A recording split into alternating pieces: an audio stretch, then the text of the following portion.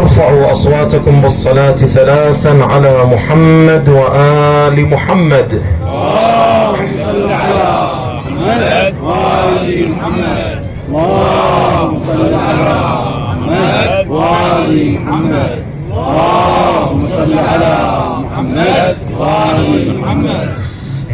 عليكم مني جميعا سلام الله أبدا ما بقيت وبقي الليل والنهار. إذا صدر الكلام من الإمام لابد أن نتوقف عنده فقرة فقرة وكلمة كلمة. عليكم مني جميعا، وهنا جاءت جميعا ليبين لنا الإمام فيما يرتبط بالفقرة السابقة: السلام عليك وعلى الأرواح التي حلت بفنائك وأناخت برحلك. الآن عليكم مني جميعا، جميعا يعني عليك يا أبا عبد الله وعلى الأرواح التي حلت بفنائك. عليكم مني جميعا، هذه مني يعني السلام، هنا يأتي عليكم مني عن السلام، لأن الفقرة السابقة بيّنت هذا المعنى. مني لها ثلاثة وجوه أو ثلاث وجوه بهذا المعنى. الوجه الأول أنه مني بمعنى من الله، يعني عليكم مني سلام الله، يعني عليكم مني من الله سبحانه وتعالى، باعتبار أن الزيارة هي حديث قدسي عن الله، يعني كلام الله جل وعلا. إذن مني يعود الضمير إلى الله سبحانه وتعالى، هذا الوجه الأول. الوجه الثاني أن يكون مني يعني من الإمام الباقر، لأن الإمام هو الذي نقل لنا الزيارة. إذن عليكم مني يعني من الإمام المعصوم. وإذا صدر السلام من الإمام يعني صدر السلام من الأئمة جميعا، لأن الإمام عندما يتكلم إمام يمثل جميع الأئمة. إذن السلام الأول عليكم مني يعني من الله، السلام الثاني عليكم مني يعني من الإمام، وإذا قلنا من الإمام يعني من مقام الإمامة، يعني عليكم مني من محمد وآل محمد. اللهم صل على محمد وآل محمد. عليكم مني سلام الله، هذا الوجه الثاني من هذه الوجوه. الوجه الثالث عليكم مني يعني من الزائر، الزائر الذي يزور الحسين يقول عليكم مني سلام الله أبدا. هذا هنا بمعنى أن السلام يكون من الزائر، فالياء هنا الضمير يعود على الزائر، باعتبار أن الزائر عندما يزور ويقف بباب الحسين يقول عليكم مني. إذن يكون الوجه الثالث أن يكون السلام من الزائر نفسه.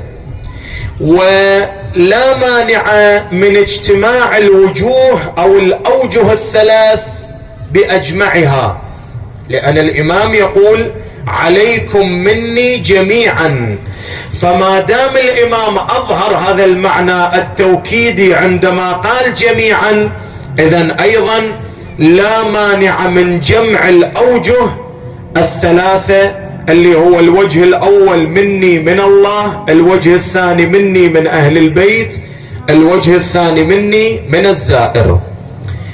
النقطة الأخرى أن الإمام أعطانا هنا أو هذه الفقرة تعطينا إشارة إلى الزمان. إذا جئنا إلى مسألة الزمان، أهل البيت صلوات الله وسلامه عليهم لا يحدهم المكان ولا يحدهم الزمان، ولكن لأن بعثهم الله إلى بني البشر فلا بد أن يكون الخطاب والوجود على قدر العقول. الإمام عندما تأتي إليه يقول خلقنا الله أنوارا، أمير المؤمنين يقول خلق نور محمد ونوري ونور فاطمة ونور الحسن والحسين وأنوار أبنائنا بمضمون كلام الإمام أتصرف فيه بعض الشيء. قال قبل أن يخلق الله الخلق ب200 ألف عام. هذه إذا نتوقف عندها نقول كيف يكون قبل خلق الخلق وكيف يكون 200 ألف عام؟ كيف كان هنالك زمان قبل خلق الخلق؟ نحن نعلم أن الزمان والمكان إنما هو بداعي وبسبب الخلق. إذا وجدت الأرض ووجدت الشمس وصارت هذه حركة الكواكب تولد لنا الزمن. إذن قبل خلق الأرض وقبل خلق الشمس والقمر وقبل خلق الكواكب والأجرام السماوية لا يوجد زمان. إذن ما معنى الإمام يقول قبل أن يخلق الخلق ب200 ألف عام؟ الإمام يقول لأننا نعلم أن لكم عقول، وهذه العقول لا تستوعب أنه يوجد خلق في زمان لا يعتبر زمانا. فهذا عقل الإنسان، طبيعة الإنسان يكون الخطاب على قدر العقول وعلى قدر العقول والإدراكات. لأن أنتم تتعاملون بالزمان فخاطبتكم بخطاب الزمان، قلت لكم قبل 200 ألف عام، وإلا يعني قبل 300 ألف عام ما كانت أنوارهم؟ لا، قبل 1000 عام كانت أنوارهم. ولكن قبل الزمان والمكان، لأن قلنا الزمان والمكان بسبب حركة المخلوقات كالأرض والكواكب والشمس ونحو ذلك يتكون لنا الزمان. إذن أهل البيت صلوات الله وسلامه عليهم عندما يشيرون إلى هذه الجوانب الزمانية فهي من باب مناغمة العقول ومساجمة أن يكون منسجمة مع العقول، الكلام منسجم مع العقول. وإلا أهل البيت لا يحدهم الزمان ولا يحدهم المكان. أهل البيت فوق الزمان وفوق المكان. لماذا؟ أوليس هم خلق من خلق الله؟ نعم، هم خلق من خلق الله، ولكن خلق اصطفاه الله، خلق اختاره الله، خلق اجتباه الله، خلق خصصه الله، خلق ميزه الله. نعم، نحن نقول رسول الله له جسم وله بدن وله يد ويأكل الطعام ويمشي في الأسواق. نحن لا نقول أن رسول الله هو بمكان الله جل وعلا، لا، ولكن الله أفضى إليهم وفوض إليهم هذه المقامات، فكانوا بهذه المنازل وهذه المراتب. هي المراتب المقامية والكمالية والنورية والنورانية والملكوتية لأهل البيت، إنما كان هذا من باب اجتباء الله، الله اجتباهم. فإذا كان في ذلك الزمان حسدوا، الإمام يقول نحن المحسودون في الآية القرآنية اللي تبين أم يحسدون الناس على ما آتاهم. الإمام يقول نحن المحسودون، في ذاك الزمان حسدوا، والآن عندما يقلل من شأنهم ومن مقامهم ومن مراتبهم أيضا هذا يدخل في باب الحسد عليهم. هذا اللي الحسد اللي يعبر عنه النبي، يقول يأكل الحسنات كما تأكل النار الحطب. هذا الحسد هنا اللي هو في باب تقليل شأن الإمام، هذا هنا الحسد الحقيقي. مو حسد احسد لواحد كان يحصل 10,000 قام يحصل 5,000، هذا قسم من أقسام الحسد. أما الحسد في أعلى مراتبه وأعلى درجاته هو اللي حسد به أهل البيت. عمر بن الخطاب يقول كرهنا أن تكون النبوة والإمامة في بني هاشم، يعني حسدنا. نحسد شنو هذول؟ الإمامة والخلافة والنبوة كلها إلهم شنو هاي؟ ما نقبل هذا المعنى، كرهنا. إذن عندما نقول هذه الصفات، هذا الإمام يعطينا في باب الزمان على مستوى إدراكاتنا. هذا المقطع وهذه الفقرة من فقرات زيارة عاشوراء تتكلم عن الزمان. عليكم مني سلام الله أبدا ما بقيت وبقي الليل والنهار. هذا بثلاث إشارات إلى الزمان. الإشارة الأولى ما بقيت، ما بقيت يعني إشارة إلى زمان عمري أنا الزائر. وإذا قلنا المراد هو كلام الإمام خلص بقاء الإمام مستمر. إذا قلنا ما بقيت يعني الله خلص إذن بقي الخلود والأبد والسرمد وإلى ما لا نهاية. ولكن إذا على مستوى الزائر، إذا ننظر له على مستوى الزائر، ما بقيت يعني عمري، إنه أنا عمري من أوله إلى آخره هو عبارة عن ارتباط بك يا أبا عبد الله وسلام عليك يا أبا عبد الله. شوف، عليك مني، عليكم مني جميعا سلام الله أبدا ما بقيت، يعني أنا حياتي كلها ارتباط بكم، لأن السلام هو عبارة وثيقة ورابطة تربط بين المسلم والمسلم عليه، أي علاقة تصير وثيقة ووطيدة بين الزائر والمزور، بين العبد وبين سيده. ما إذا وجدنا معنى أن في الجنة أيضا هنالك ليل ونهار، هذا إذا كان فيكون أبعد، لكن على هالمستوى نتكلم، على هذا المستوى. المستوى الثاني، الزمان الثاني، قال ما بقيت وبقي الليل والنهار، يعني عمر الدنيا اللي فيها الليل وفيها النهار، وغير محدود بزمان عمر الدنيا أو عمر الأرض أو عمر هذا العالم الذي نعيشه. أبدا يعني لا حد له. لذلك النبي صلى الله عليه وآله يقول إن لقتل ولدي الحسين حرارة في قلوب المؤمنين لا تبرد. أنا أسمع البعض يطرح المعنى يقول لا تبرد إلى يوم القيامة، مع العلم الرواية تقول لا تبرد أبدا.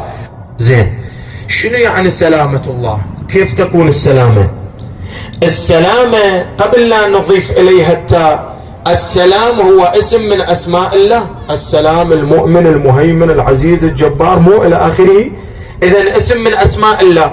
ما معنى أن الله اسمه السلام ومنه تأتي السلامة؟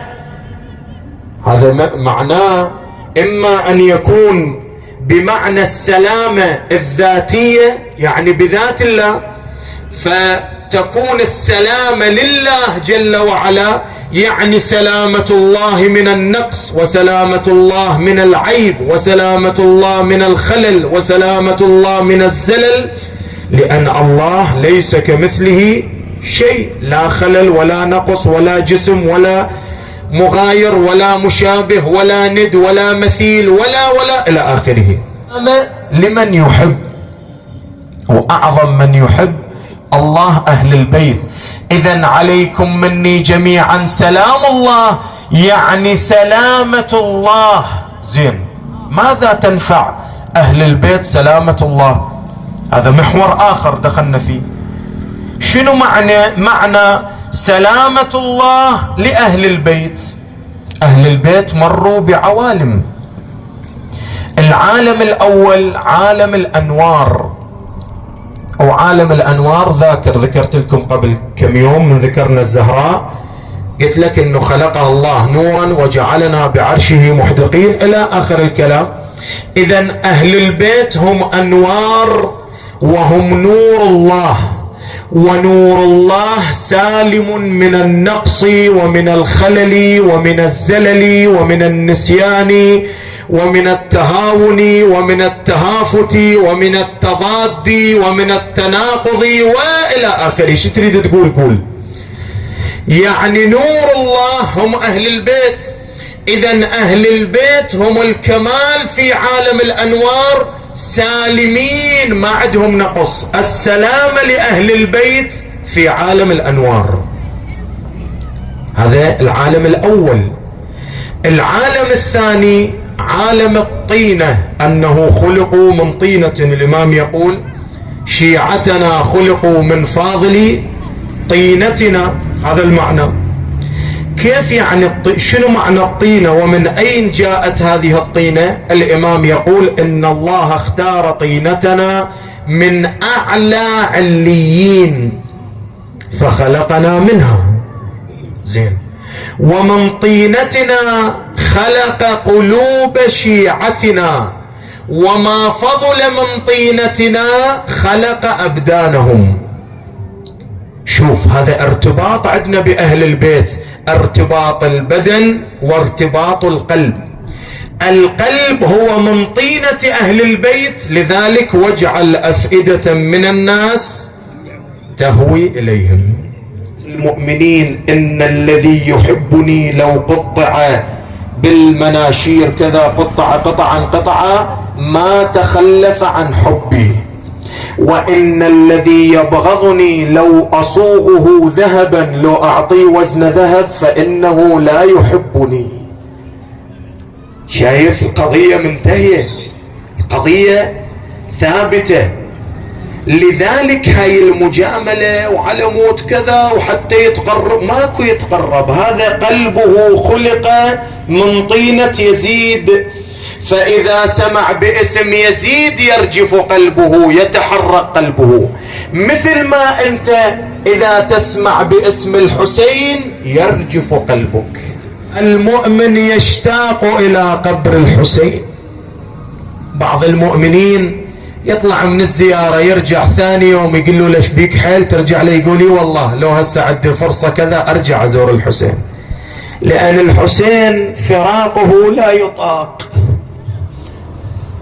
الإنسان المؤمن لا يستطيع أن يفارق الحسين عليه السلام، فما بالك بمن تربى في حجر الحسين عليه السلام.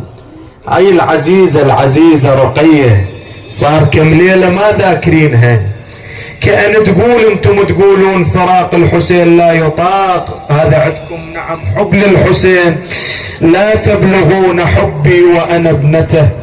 الحسين أراد أن يخرج للقتال، ودع أن النسوان كل من ودعت على طريقتها، لكن رقية تعلقت بثوبه، قالت أبا عبد الله لا تخرج ما تروح.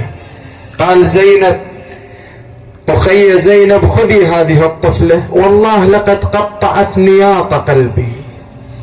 قالت لابوي عم العباس قال أروح وأرجع وما رجع، أخوي الأكبر ما رجع، القاسم بن عمي ما رجع، خاف تروح وهم ما ترجع يا أبو علي.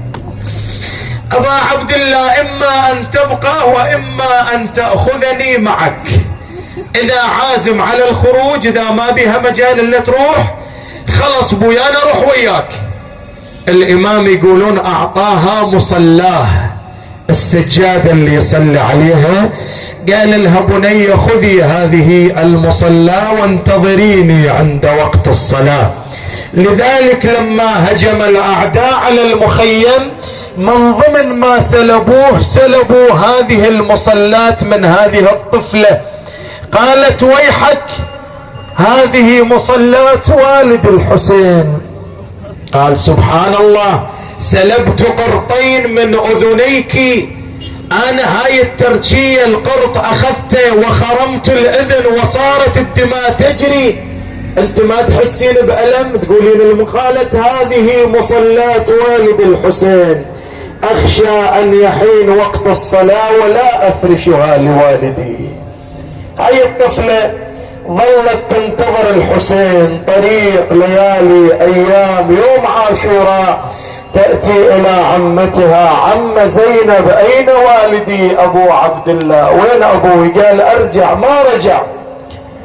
قالت عم يرجع إن شاء الله، على أي حال إن شاء الله يرجع يا عمي.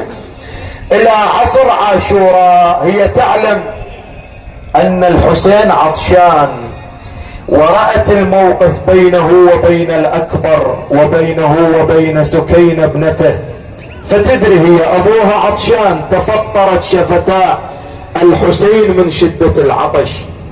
فلما صار وقت العصر وجابوا الماء قالوا هاي قرب من الامير عمر بن سعد لعيال الحسين هذا ماي اشربوا. فالاطفال ينظرون لعمتهم زينب، عمه احنا صحيح عطشانين، صحيح الألسن كأنها الخشب من شدة العطش، لكن شو تقولين عمه نشرب ولا؟ ينظرون لعمتهم زينب. اما رقية لا، التفتت الى ذلك الساقي، رقبت رقية على السقاية وقالت لقف يا سقاي. يا الله رقية، رقية العزيزة، رقبت رقية على السقاء وقالت لقاف يا سقاي، لو تاخذي الماي وتريد يول الرميح تمشي وياي، هاليوم ثالث والدي عطشان ما شارب ماي، بجفوف يغرف للعذيب بلشن يروغ ليله، لو شالتي الماي ومشيت من جفوفها يتبدى، وما بين ابوها والسقا تجيب الدرب وترده، طفلة وغصينها من العطش ذبلان مثل الوردة، ومن وصلت ذاك الرميح قلت عليها الحيلة. ليش؟ ما يبيدك وراس ابوش على الرمح، يلا طي ماي. ما وصلت الربعي الرميح كل ما تشيل يديها بالخزرانة تعلقت تحن الرميح ما بيها، حاولت يا ما حاولت رفعت شعب رجليها، والراس يتمايل الغدا يبكي له وتبكي له. زينب التفتت الى رقية اخذت الماء وركضت الى الميدان، رقية اشرب الماء، اين تريدين بالماء؟ قالت ما اريد له ما اريد اشرب ولا اريد ان لابوي الماء شرب والنار، والله اجعدن واذا من نقطع الظن على نحر اذا ما قام صبن، تقلب يداي بيداي بيداي بيداي عفتنا انا وخوات بقايا يا ابوي، تقلبوا يا قلب من الهوان شعليك بيداي وعفتنا انا وخوات بقاع، اي والله بيداي ترف لحمه وزغيره وحبل، بيداي الجبن الحبل غصبه ايان علي في الشام في مأوى أمية مرقد، نسألك اللهم وندعوك باسمك العظيم الأعظم الأعز الأجل الأكرم، فرج عنا يا الله فرجا قريبا عاجلا كلمح البصر وهو أقرب من ذلك، اللهم عجل في فرج مولانا صاحب الزمان يا الله. انصر من نصر الدين، اخذل من خذل الدين، ايد وسدد حماة الدين يا ارحم الراحمين. اللهم بالحسين شافي مرضانا، سيما المنظورين من اوصانا بالدعاء. اكو مرضى يوصونكم الدعاء، وهذا مجلس الحسين مرضى كثير يوصوني، ابو علي، بعض المؤمنين.